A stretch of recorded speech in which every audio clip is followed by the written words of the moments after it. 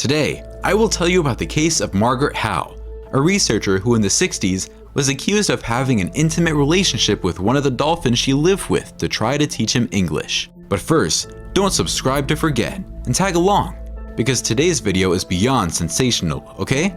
I'm Tiago Tadeo, and welcome to the Upside Down.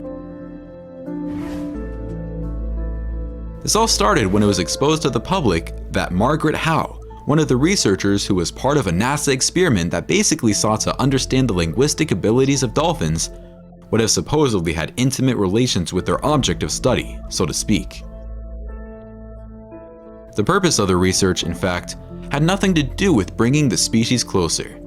Its objective was to basically teach English to our swimming friends. A few years after the information came to light, the researcher herself spoke in a BBC documentary entitled "The Girl Who Talked to Dolphins." It was shown at the Sheffield Documentary Festival, and I believe it is available on some BBC channel.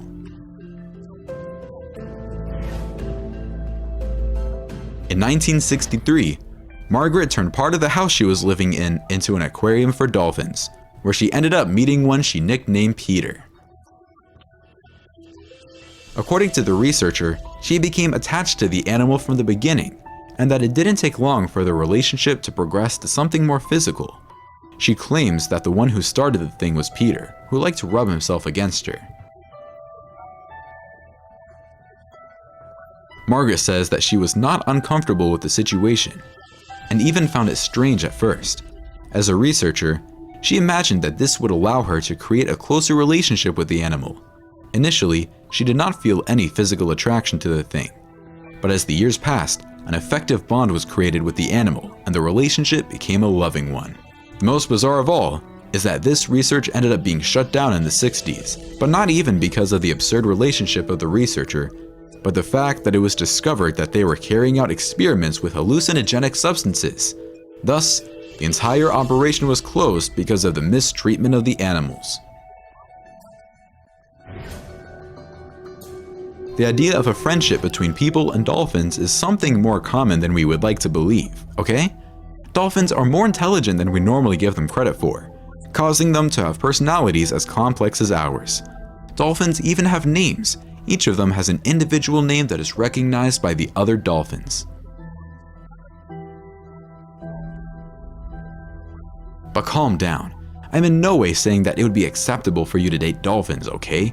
After all, that would still be considered a heinous crime. However, note that this is more common than you might think, since people who end up having a lot of contact with these animals can develop feelings for their personalities. Her case wasn't the only one we've had in history. We also had Malcolm Brenner, a man who wrote a book about his 9-month-long relationship with a dolphin while studying the species. There are several blogs and online communities that defend this practice, and there is even a term for those who are attracted to dolphins, the so-called dolphinophiles. In Malcolm Brenner's case, his 9-month relationship with his dolphin partner was recounted in his book. The partner in question was Dolly, a dolphin who lived in an amusement park in Florida in mid-1971. In his book, Malcolm describes that Dolly has always been very fond of him since the first day he went to the park. Brenner got a job at Dolly's park, allowing him free access to her. It was exactly here that their relationship was established. He tells in the book that he realized that Dolly was very lonely and that she didn't have access to other males of her species, and maybe because of that, she had developed these feelings for him. Brenner says that dolphins are social beings just like us, so they can die of loneliness and sadness as well as heartbreak too. So, when we keep them in captivity, we can make them emotionally unstable, which allows them to become emotionally attached to humans.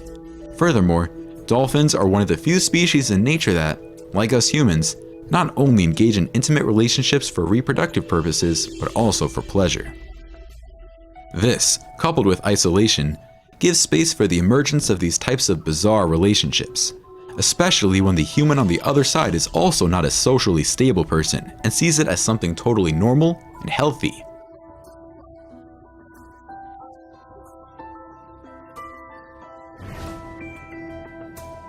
This kind of attachment to unusual beings is not something that only applies to dolphins either. Another case as emblematic as these two that I presented is that of Linda, a 57-year-old woman who claims to have married a 70-ton roller coaster she knows as Bruce. She first met Bruce, the 20-meter tall metal structure she fell in love with when she was just 26. Linda worked at the park at the time the roller coaster was installed and says that she fell in love after being comforted after a breakup. Linda claims that she tried to have several relationships with people, but ended up being hurt in all of them. With Bruce, she finally found and experienced true love. However, the flame of passion did not spark immediately. It took her a long time to understand how deep were the feelings she had for the object. Plus, not everything is a bed of roses. She says that she broke up with Bruce for a while, trying to have a relationship with a plane and a locomotive that didn't work out either. Guys, in the end, she ended up meeting Bruce again and they got married.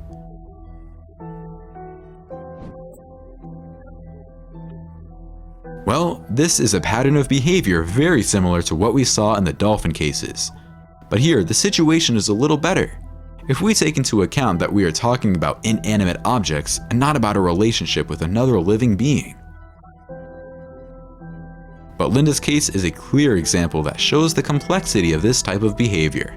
Of course, it is not possible to say that what any person has is a disorder, in the same way that we cannot deny that a psychological follow-up would not do any harm to try to understand the origin of this behavior, right? Leave your opinion down here in the comments. Remember guys, any relationship between humans and animals is a horrible crime, okay? The video will end here. I hope you enjoyed it. We'll see each other in the next one then. Be well, and until then, thanks.